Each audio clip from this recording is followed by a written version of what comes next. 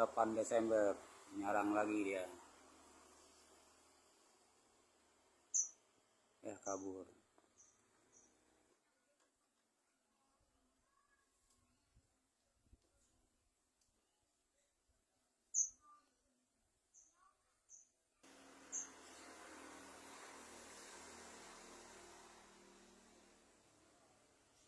Udah penuh tuh kabur lagi.